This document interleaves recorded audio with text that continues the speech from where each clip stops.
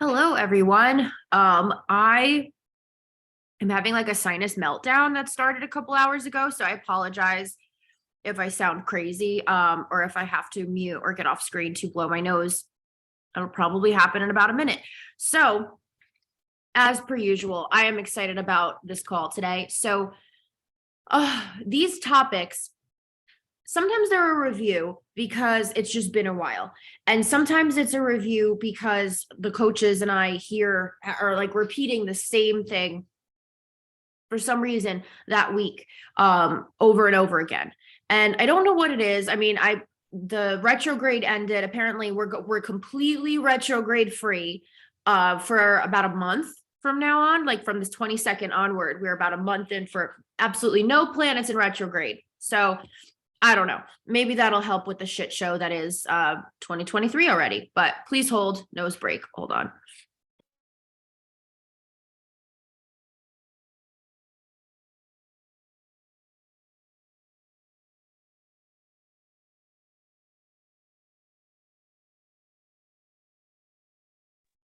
Okay, so today, kind of, I guess, in that theme, we're going to embrace the crazy. So, what that means is all week, I feel like we've been hearing, I just got to get better at blank. All my problems would be better if I could just be better at blank. If I could plan better, if I could do this better, that better, fart friggin' rainbows and sunshine, whatever it is. But I don't know why. Have you guys noticed that this week it's been really, really easy to just kind of, or I guess easier to just put ourselves down more or to just be harder on ourselves? Because that's definitely what the coaches and I noticed on our one-on-ones for sure. Anyone notice that over the past week? It's kind of easy to just be really hard on yourself, or easy to just have this like crazy standard out of nowhere, even if that's not how you've been for a while. I feel like whatever the case for that is, it's usually stemming from a place of dissatisfaction with something. And it's easier to blame ourselves than to either look at the data and try to figure it out, look at the data and cut ourselves some slack, or just go with it. Right? So I see in the chat here, Beth, yes, that's me today. Princess Casey Randall. I love that name. Yes, like why can't I get it, quote unquote. Yeah. And I think that it's just a distraction from, maybe not distraction, but I feel like it's like a little bit of square peg, round hole kind of action. So why do we all have to be the same kind of organized, the same kind of quote unquote having our shit together? Why is there one standard of that? Like this is the 1960s, right? We're not like, getting the house tidy, waiting for the husband to come home. And, like we don't live like that anymore. We have all different lives. We have all different jobs, schedules, family dynamics. Everything is so different. So like, why has this really insane kind of pass or fail made its way into our adult lives when who the hell's grading us? Not, and if we're like, oh well, people in my life make comments, okay, do their comments cost anything? Do they feel any like, they have to have meaning we assign to them. So today I kind of want to get into just saying screw all of that. And the idea is not to say screw all of that and rebel because you're just gonna be, living life out free and fun. I mean, that's great. I hope you do. But this is more so screw it in the sense of I think that that's what's holding you back from being productive. It's not that you're incapable of being productive. It's that trying to do something in a certain way or not having flexibility in how we approach something. If something's not working or if we're not having fun or whatever, we're very rigid. And I think that that's what creates that rigidity creates a pass or a fail. And we create the metrics for how we pass or fail. And we're just in our own shit, right? So let me check this chat and then we'll move on and get into it. So when I get frustrated with work, it boomerangs back to being frustrated with not having my shit together. Right. So it's like one thing is not the way we'd want it to be. And it's like nothing is the way that like it should be. That black or white thinking, that's very common when we're really, really upset or it's in a period of dissatisfaction. Oh my God, I can't stand not being able to breathe through my nose. So yes, I accomplished so much work today, but it didn't feel like enough. It was more than I usually do on a Monday. That's the other thing, is that even when we do great things, it still doesn't feel like enough. Like I didn't quite get there. But yet, says who? Like if the and generally, if there is someone saying that you didn't do enough, they're probably taking advantage. You're probably exceeding expectations, and then they're keeping you, performing by not really giving you an inflated ego about it. So the only way we could really know is if we know for ourselves and we have that certainty in ourselves, our own productivity, to say, no, it is enough. Because, like you're saying, Chelsea, if we don't have that threshold, it'll never be enough. What is productive? Do you guys remember last ad lib thing before I actually listened to my notes? But do you remember me saying the analogy, there is no bottom of the pile? That's one I have to remind myself of like every day, especially having multiple businesses, is that we kind of all look for the bottom of the pile. We look for that to get everything done, to get to this point in our life where we're not stressed, we have everything accomplished, everything's good, crossed off our list. But like, when is that going to happen? There's always something new. There's always something new added to your pile. So if you're waiting to get to the bottom of the pile, quote unquote, to feel at peace or feel complete, you're going to be waiting, a while, because that just doesn't happen. That's life. There's always some new shit added to the pile. That's actually, if you think about it, it's a good thing. It's a sign of living to have a pile. Oh, shit. Let me see this chat. There should be in my closet, though. It's a disaster. Well, that's different. Cleaning up and stuff with ADHD is its whole ADHD, OCD. I have clients I'll work with for like a solid year and a half before they tell me my house is a little messy, and then show me, and it's something where they haven't thrown things away in God knows how long. There are varying degrees of mess, right? But those degrees of mess, we don't have to feel bad about things in order to get them done. So that's what we're going to go over today, right? So when it comes to my structure, you might have heard me say structure over schedule. Today, I'm going to teach you guys strategy over structure. Okay? Because we get so far away from being results driven. I mentioned earlier, why is there only one way to do something? So if you're only looking at the results, we're spending so much time feeling bad that we can't just do it a certain way, that we're not seeing how if we do it our way and let go of rigidity, that we're actually pretty proficient at a lot of stuff. So I've noticed that, I was reflecting on this. I was gathering my notes today, and I noticed it in every job that I've ever had.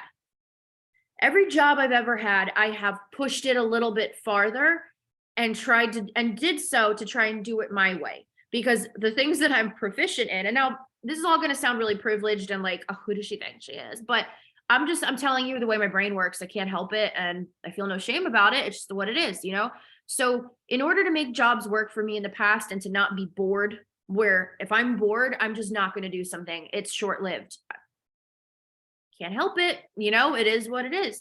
But I would make it challenging in a new way, even if it screwed me, to make it interesting.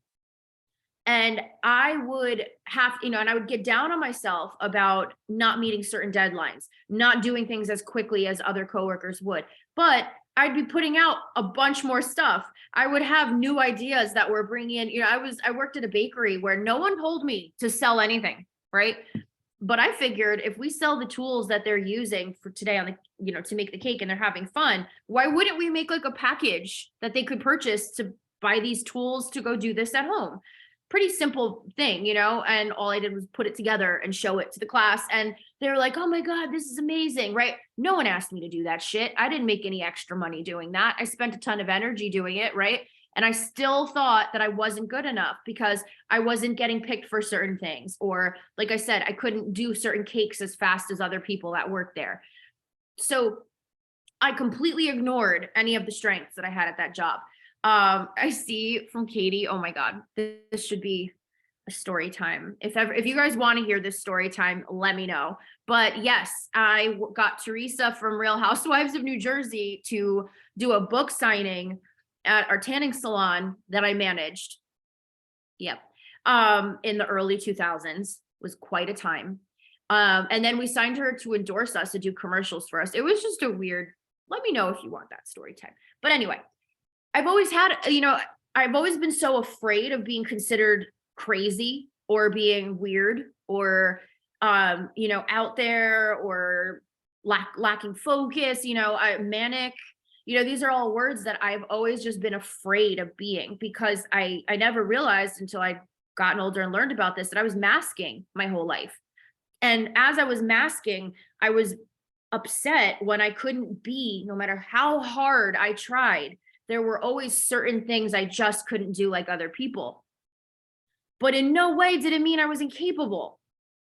So I started thinking when I created CCA, how could I make this work for me when it comes to my health, when it comes to having a happy life, having room for friends and relationships and not just being miserable all the time, right?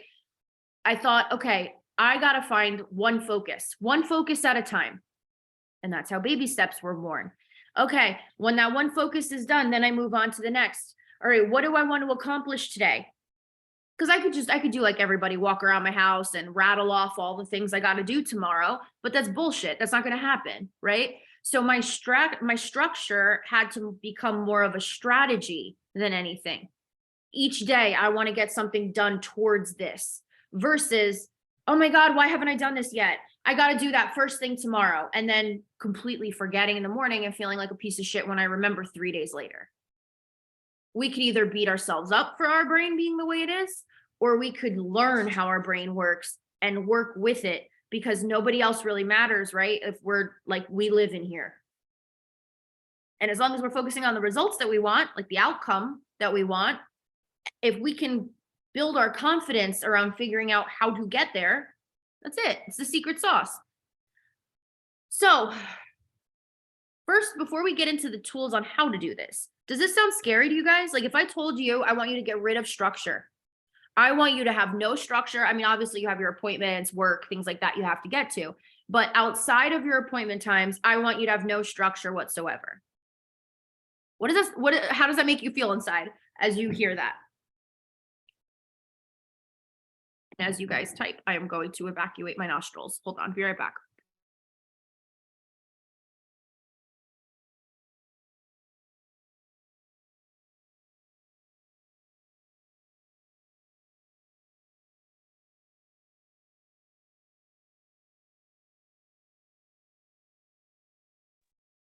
This is rough.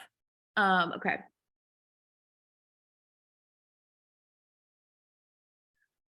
I love non-structure days. Don't get them very often, but feel less stressed on them. I'll try anything. Like it's not safe to do so. Yep. Don't know how to not do structure. LOL. Okay, so I'm gonna explain it.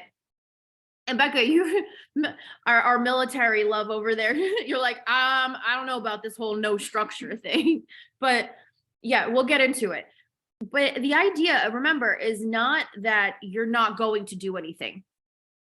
The idea is trying to see how much time we spend wasting feeling stressed about the way in which we do things. Dogs, please, I'm on Zoom. Let's keep it down. So, first things first, Eat the Frog. Who remembers Eat the Frog? Some of my newer clients in here have no idea what that is yet. Some of my longtime people, my KGG people, you've heard about Eat the Frog. We're going to revisit. So I tagged someone in that video. It was like 2 days ago. And I was like, holy shit, this is from 2019. We should probably recap this. So Eat the Frog is a really awesome, if I do say so myself, I mean, I didn't come up with it, but it's a great structure, strategy for how you begin your days, because how we begin our day sets the entire tone. There's also 2 videos on this, nighttime routine and morning routine. I definitely recommend giving those a listen. But to start my day every single day, I do Eat the Frog. I don't know who the hell made this. My business mentor taught me this forever ago, and it's been a huge help, especially in the ADHD department. So every morning, first step is you're going to make 3 lists. You're going to make one list that has all of your like mandatory appointments for the day, like times you must be somewhere.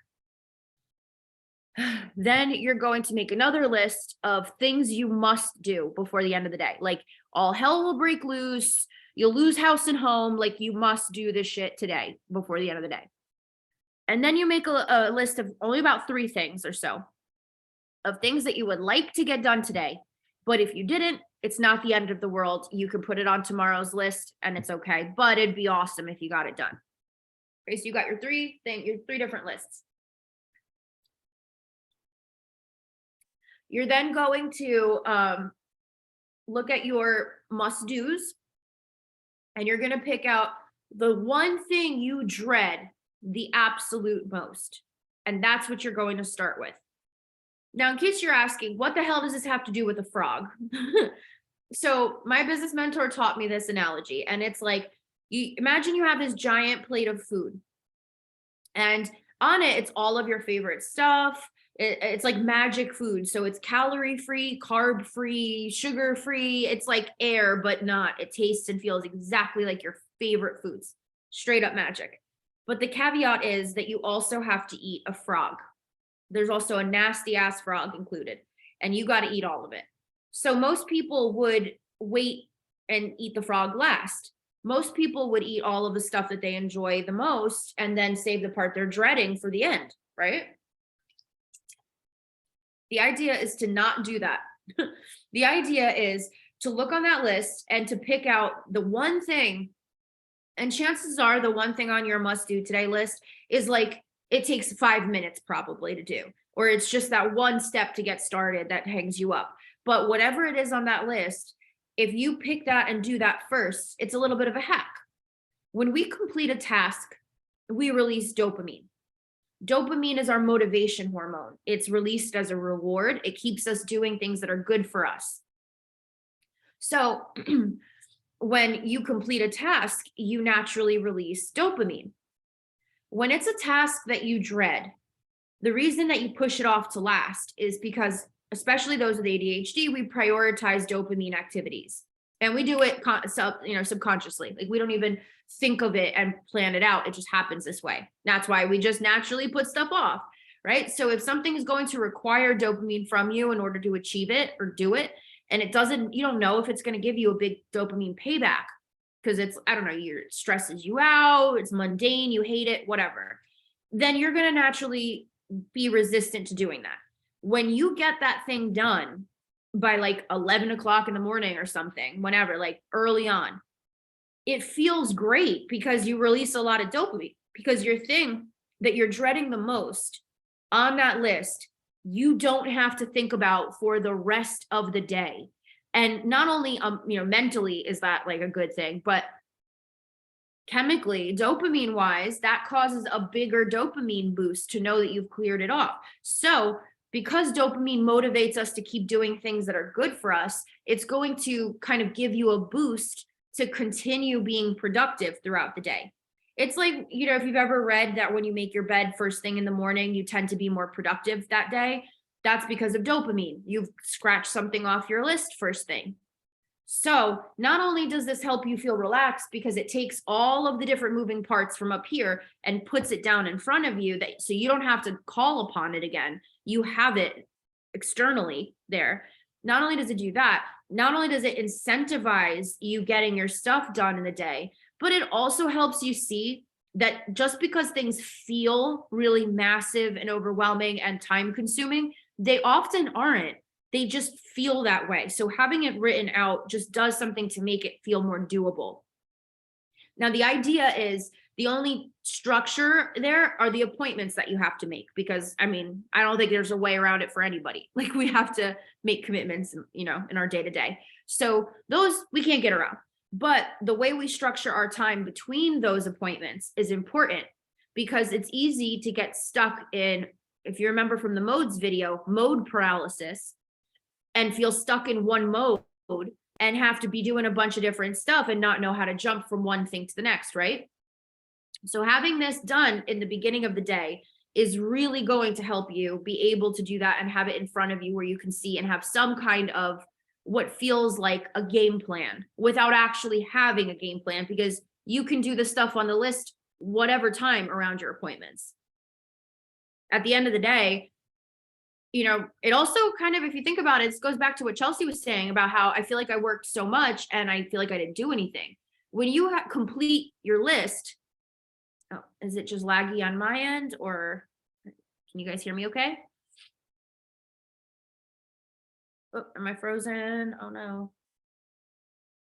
Can you tell me in the chat if we're all good? I can see you, I can hear you. Okay, cool. Except now I have to blow my nose. Hold on one second.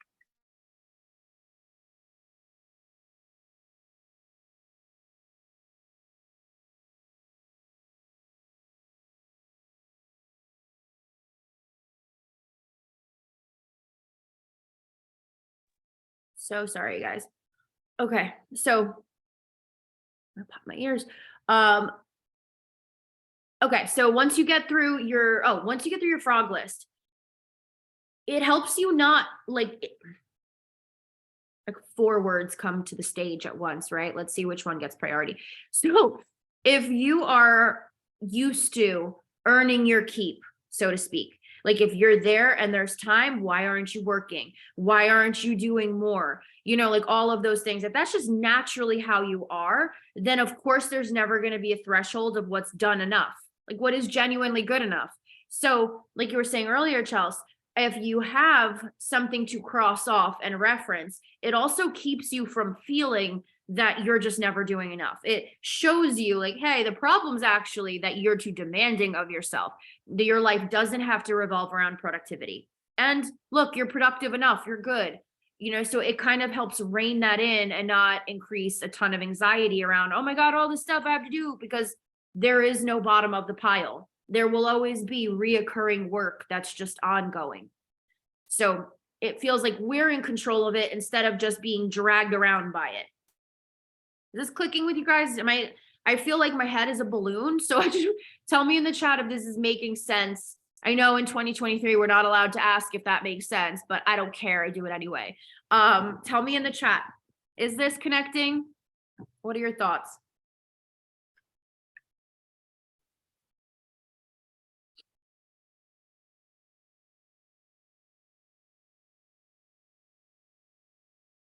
Tell me in the chat, what are we thinking about Eat the Frog? Those of you who are hearing it as a review, those of you who are hearing it for the first time, Becca, still feels overwhelming. Thank you for being honest. What feels overwhelming? Like what feels like you can't enact it? I need to implement it more. Because I like it. When someone like, I want to know when it's, just that sense of initial resistance is strong. Okay. I would tell yourself to pipe down, right? Like because there's the logic side that's like, cool, understood. And then there's the emotion side that's like, here's another thing to add to your day. I would tell that voice, this is like pipe down, right? Like this is an investment. Nobody likes investing at the time. That's when you're handing over your cash, you're handing over your time, you're forsaking something, So, but we do it hopefully for the payback. We go to work to hopefully get our paycheck. That's never the fun part. But when you start getting that payback from that decision, it's like, hell yeah. Okay. There's a reason, so, but it's normal to have that resistance and that fear, that trepidation of like, is this something to even get into? Is this worth the time? And I would argue to say that the same thing that feels like it needs to be resisted is the same thing that makes you feel like shit each day if it doesn't happen methodically. Like all of us would love, like, oh my God, if I could wake up tomorrow and just if I could be neurotypical for a day and just at least get my house cleaned and sorted out, that would be great. But all we can do is put the shit work in the beginning for a reason, to hopefully get to a point where it doesn't require thought. It doesn't require that effort that's understandably, could be overwhelming. When that starts happening, I give myself like a time. Like I say, okay, I'm going to do this for a week. So this way it feels like I have the option to evaluate at the end of the week if it's worked for me or not. Because if not, we go in and we tweak it. We can do that on our one-on-one, because that's the whole point. One structure might not work for everybody. That's why we have to have our own strategy. So I would say try Eat the Frog if you guys are up for it. And I know some of you are doing 75 reel. So I finally completed my first reel, like full day. Finally happened. But I would try Eat the Frog in the morning. It's not going to make you any less organized or any less together to at least get those 3 little lists done. What are my appointments today? What do I have to do? What would I like to do? And even if you work up to the point of picking your frog and going with that first, get into the habit of having that little powwow with yourself every morning and just break it down in a digestible daily kind of strategy for yourself. I think that will still go miles rather than keeping it all up here. Let's see what you're saying here. I hope that helps a little bit, Beck. The hardest part is getting started. Oh, ow. My hands be flying today, and I just scratched the underside of my very sensitive nose.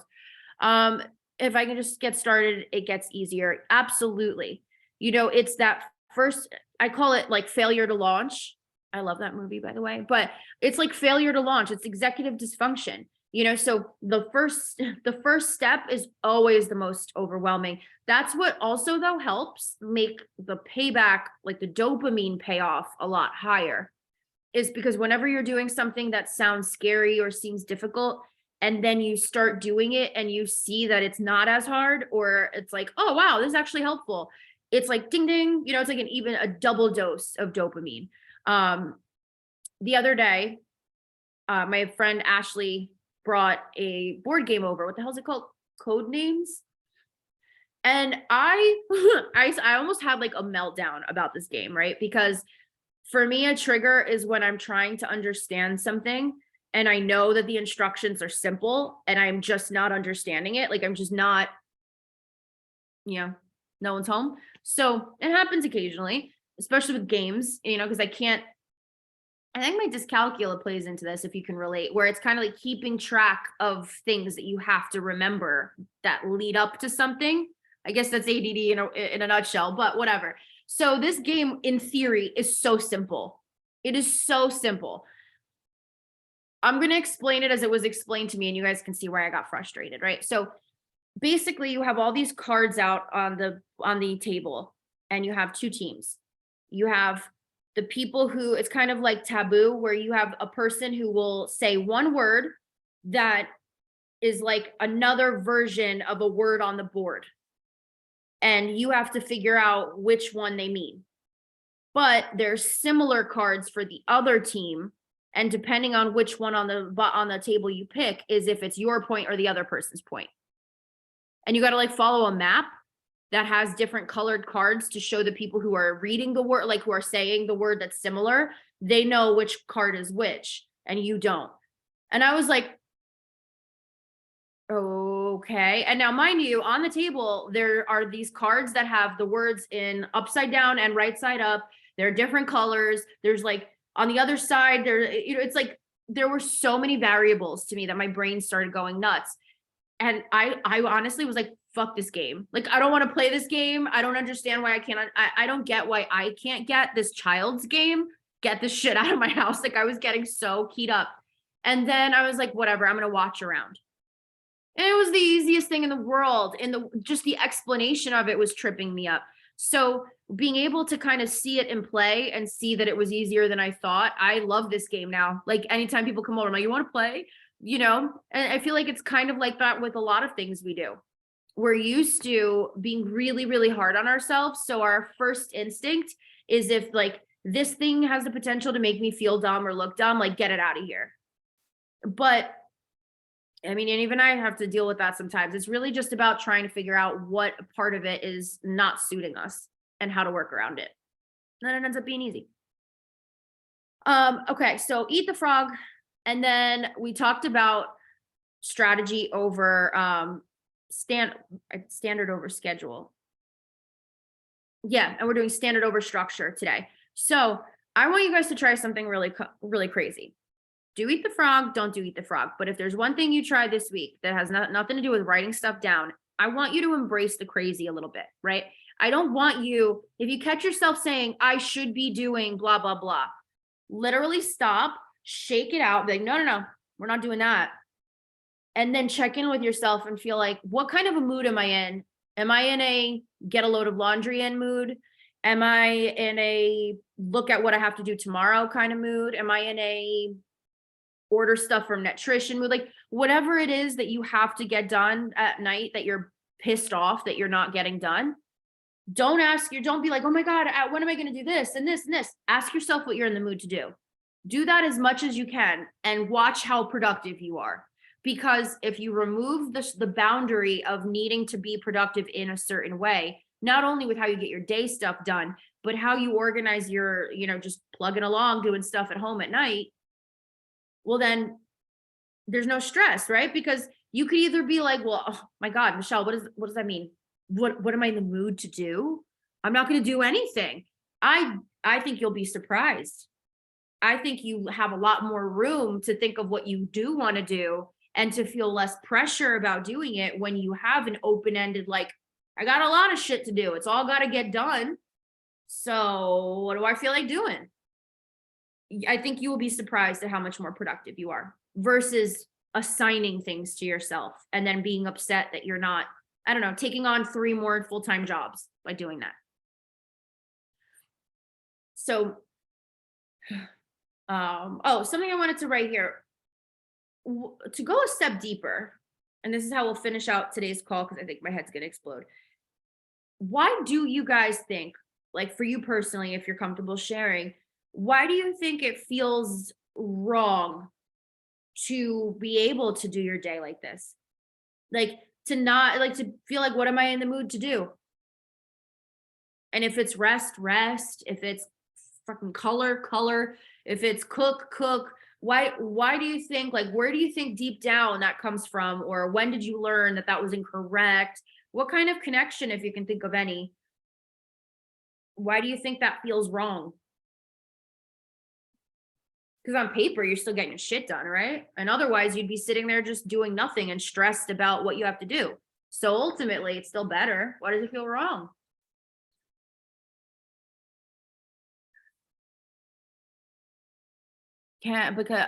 Sorry, I was reading like 2 things at once because I have the notion that I always have to be doing something. Why do you think that is?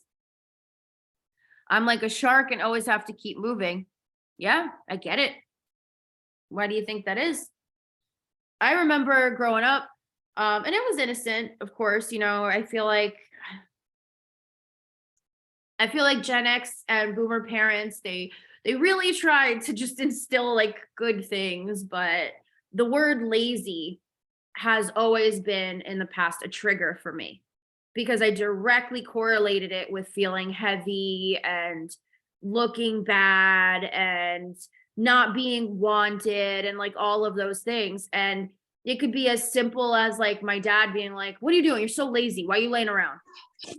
And I'd be like, I don't know, I'm tired, and immediately it was like, to be able to be lazy. It felt like a good thing to just always be going. It's funny because my dad came to visit the other day and he was like, I had mentioned a few days ago that I wanted to change the color of my living room, if you want to talk about embracing the crazy. And for me, painting is self-care. I would be doing stuff with my hands all the time if I could be. But he came over and he's like, wow, you don't waste any time. Do you ever sit still? And I remember feeling like, which one is it, Pops? Like, where do you think that comes from? Like, you're right. I don't sit still, and it's a good thing that now I can say, like, I know to feel like when my body truly needs rest, it needs rest. And I don't feel guilty about that. Because I know I can be more productive in my own way if I pace myself and temper that energy in a way. It's taken a lot of work to get there, a lot of effort, but it started by releasing some of just the need for structure. If I feel like painting, I'm going to go paint. If, I'm not saying neglect life responsibilities, of course, between that, there's a lot of other time that we spend stressing, feeling paralyzed, feeling inadequate. That doesn't have to, let's see what you guys are saying. Where do you think you learned that this was a bad thing?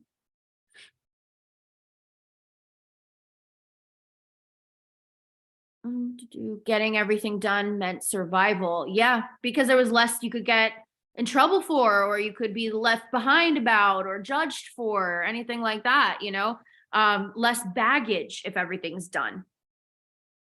Less risk, My dad had OCD and everything had to be done at a certain time in a certain way. I know that life. My father, it's the lovely gift that I have inherited from my father is OCD. So it is, what a joy.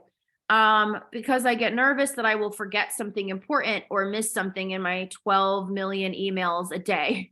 Exactly. There's so much stimulus now. That's the other thing too, is the parents that kind of made us feel like we weren't doing a good enough job would be losing their ever-loving shit if they had jobs similar to us. Not all, but a lot of them.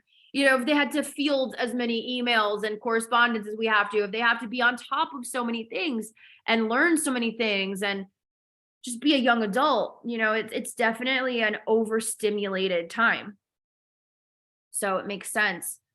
Now, and it's funny because getting nervous that you'll forget something important, but if you're the idea, it's interesting that the fear is that you'll forget something important, similar to how this feels just unsafe to do. But yet what actually feels unsafe is like the stress we're feeling around not performing up to par for ourselves. It's not actually doing less work. It's just us running away from what will it be like if we did less, right? So, write stuff down, do your eat the frog. And I think you'll see also not having to have that constantly at the front of your mind allows room for other things to be retained. As soon as we write stuff down, we don't have to keep it here. It's like on an external hard drive, So see if that helps. I'm interested in hearing how that goes for you this week. Lazy is a major trigger. We learn a lot from our parents. My parents were very active people and never stopped. Oh yeah. I had a client the other day say, my mom was the cool mom. My mom was the take us to every sport and dance sign up she could find, every event that she could get involved in or other people could get involved in. And I remember asking my client, did you like that growing up? And they felt bad saying no. Like they felt like they should have been more grateful for it. And it's like, I'm not telling you have to like condemn them for that, but just if you're just focused on you, not anyone else, just you as a person, did you enjoy it when that was happening? And they were like, sometimes, but a lot of times I just felt really bad that I was tired, or I felt really bad that I didn't want to talk to a lot of people, or that I didn't feel like leaving my house, or I just wanted to hang out with them, and I think that we can have our intentions, and the intentions of this parent was to give their kid a well-rounded activity-filled day, but we're all very different. At all ages, we're all very different. And I'm glad that we're now at a point where we have access to things that make us think differently and seek different methods to do things.